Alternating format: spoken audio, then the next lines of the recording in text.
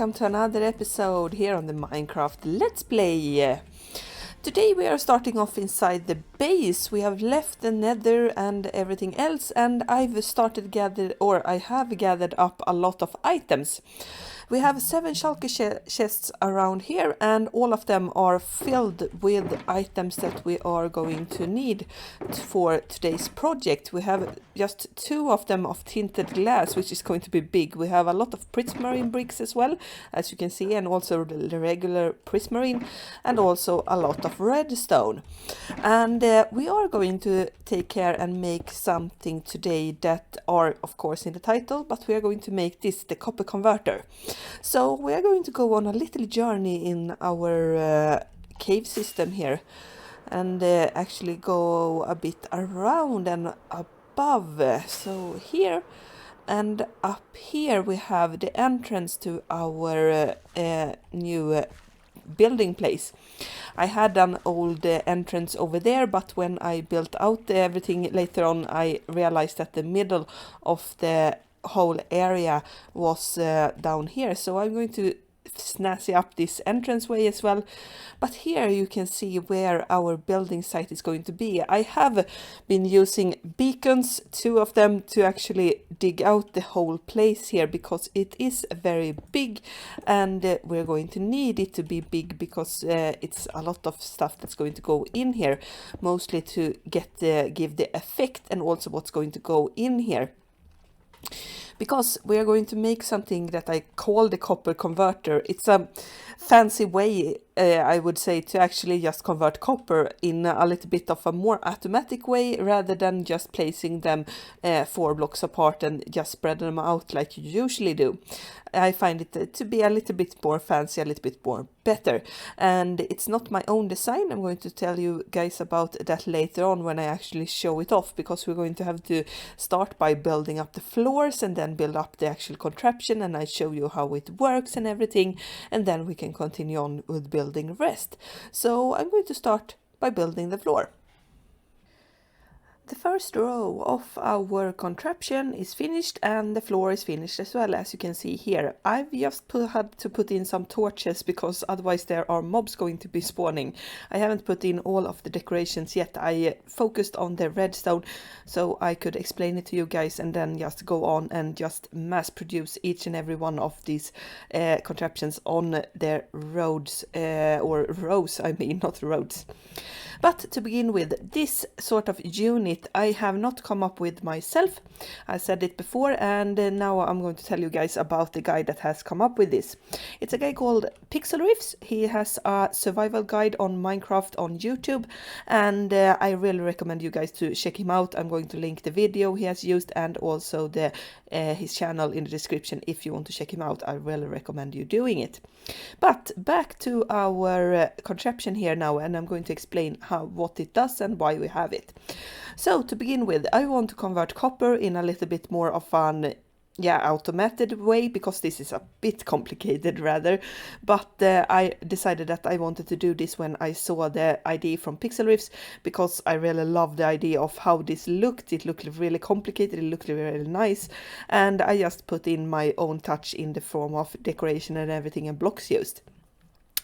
So what this does is that we have each one of these 4 blocks apart, as you can see here, 1, 2, 3, and 4, and that's because copper converts and oxidizes better when they are not clumped together. Instead, you have to have at least 4 blocks in between them, so you get a very efficient oxidization. But what happens here is that we have a little bit more of automated. I haven't put in all the redstone, but we have a little bit of it here. That's going to be the sort of main control. I'm going to have a lever here instead. I'm going to use a redstone torch for now. And what happens is that we're going to have this. This is now in its prime position, where it's ready to accept some copper. And what happens is that we're going to have flying machines around here somewhere. I'm going to send them out. They are going to leave 1 block each on each of these units and stay on the other side. When that happens, and I'm going to demonstrate now with a copper block, it's going to put the copper block here. And what happens then is that the copper block is only sort of covered by the piston. All other sides are are not, and that's going to quicken the oxidization a little bit. The more blocks that are around the copper blocks, then it's going to take a little bit longer time, as I've understood it.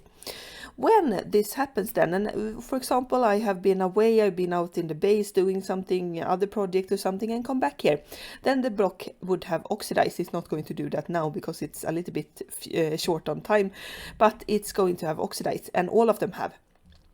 What I do then is that I'm going to trigger the system. So we once again put out our copper, and when it's on this part, the flying machine can come back. So I'm going to have one lever for that as well to trigger the flying machines on the other side. They are going to come back and collect all of the copper, and everything will be gathered around this spot here, where I can just go around and mine it out with a pickaxe and then put in new copper and just fill it in. And of course I'm going to use a lot of copper in the future, so that's why we're doing this a little bit, but also because it's rather nice to look at, and it's really, I think it's cool to look at. Actually, it looks really good for some reason when we have everything inside, of course, because I haven't done much in here. It's a very bare bones right now. But that's our sort of contraption. I have, like I said, a bit of everything. The one thing you can't see, maybe, which I should probably mention, is that underneath this block here, we have a repeater that goes from that side to that side with 1 tick delay. And I was trying out this idea, and it didn't move the piston. It didn't happen anything. And I realized later on when I looked at in the creative world that I had forgotten to push the ticks on the repeater to 1 tick, so it looks like this instead of the regular repeater.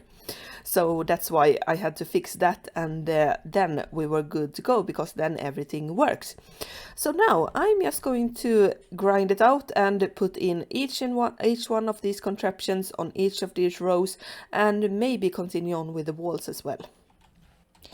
The biggest part of the project is finished, as you can see here as I look around. I have tweaked a little bit, and I'm going to explain what I've done, but the biggest part of our project is finished. We have built the walls, I built all of the machines and everything that is needed. I even prepared our flying machines with all the copper that we're going to put into this, so it's going to start by making those. What's not finished is two things. First is the thing above the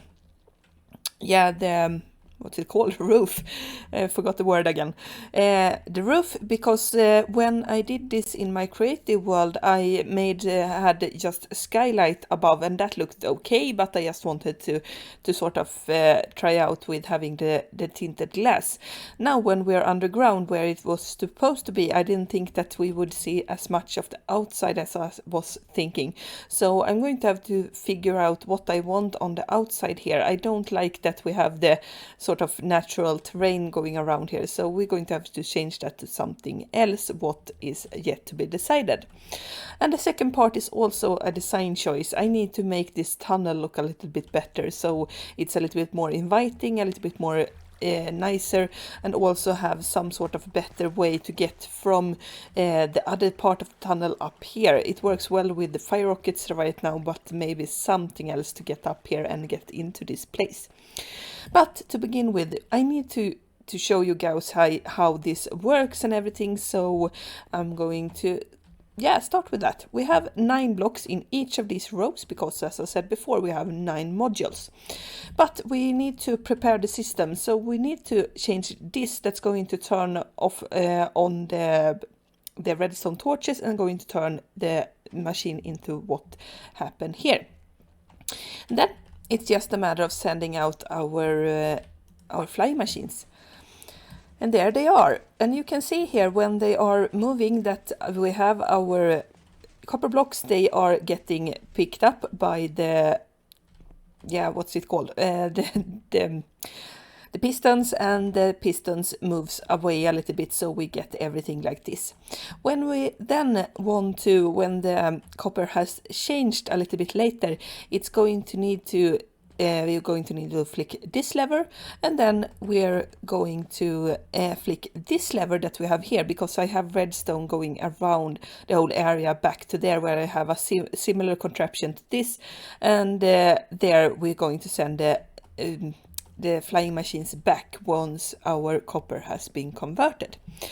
Back to the changes as well, because I had to change up something. These frog lights were not part of the deal to begin with.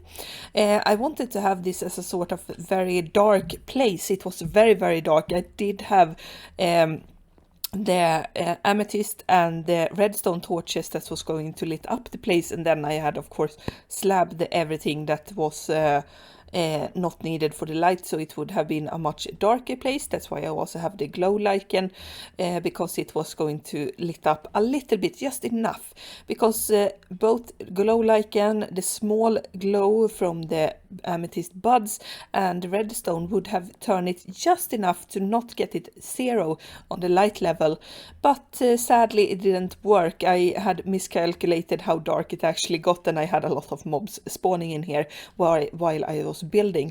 So I decided to go with a different design. So since I choose the amethyst buds that are green in the texture pack I'm using, I decided to use the green frog lights and sort of think of it as they are floating above the amethysts here, looking like a little bit of magic that are inside of this place.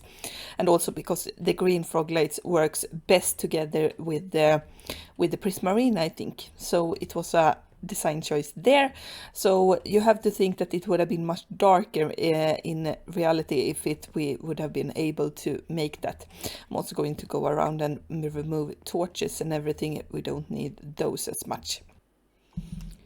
The entrance is finished and it looks very ominous right now with all of the black concrete. It's very scary, so to speak, with the concrete, but I decided that I wanted to have it because I used black concrete powder in the rest of the build that we had on us. So a very long dark tunnel here, but I think it works. I need to maybe differ out the area around here a little bit, but that's not going to be today's project. Instead, we're going to actually finish off this one. So, like I said, I did use black concrete powder and I placed it on the whole roof. I can tell you that my fingers and my hand was not very, very glad at me that day because I had a lot of it, and I had, to be truthful, I had just hours before placed all of the glass in the roof as well. So I did this twice over in a very short amount of time, and that was not to recommend. But while I've been working on our roof and on the entrance, I also noticed that all of our copper blocks has been oxidized. So now they are finished and ready for the taking. So what I'm going to do is doing something very, very simple. I'm going to flick this lever. And now we wait just a minute, and then I just flick that off so we don't have a working. And you can see over there that our, I forgot something. We need to wait for our flying machines to come back, and I have to send them back over, and then we're going to do something in a different order, because as you can see, they come back and have nothing with them. They haven't taken the copper blocks because I haven't pushed them out. So now they are here. Send them back, because we can't take them back there, because then the machines would fly right into the wall and it wouldn't work very well. So just wait a little minute, and I've done this so many times. I should probably put up some signs or any sort of indication that I actually can, what sort of order I need to use this in, because I always forget this part, even when I've tried it out in my creative world. Okay, so our flying machines are back, and we need to do this first. Now, with all of the redstone working, you can see that we have pushed all of the redstone or the copper blocks out on the observers, and now we're going to push this lever. Now it's supposed to work fine. Okay, So while waiting for the copper blocks to arrive and come back, we just wait and see. This is sort of the thing. It is a little bit slow because all of flying machines are slow. You can't make them faster, I don't think, at least. But here they come with all of our good loot as well.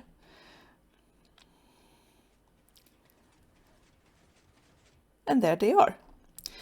After that, we need to... No. Wrong lever. Yeah. Like I said, I need to think of what to do and how to do it right. Okay. While they are working on their way to the other end there, I'm going to go around and actually get these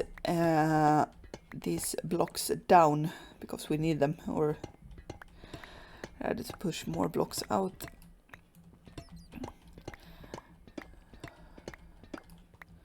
Right, they've stopped. Push this lever again. Send them back, nice.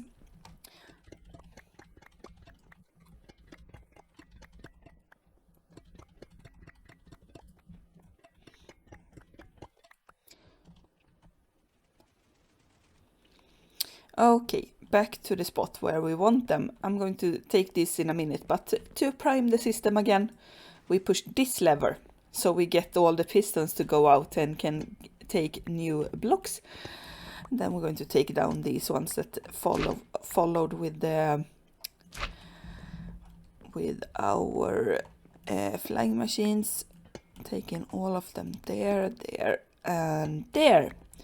Now we are finished and have everything, and it's just a matter of putting in blocks again, putting them on the slime blocks and then sending them out. But I'm going to do that later on, not right now.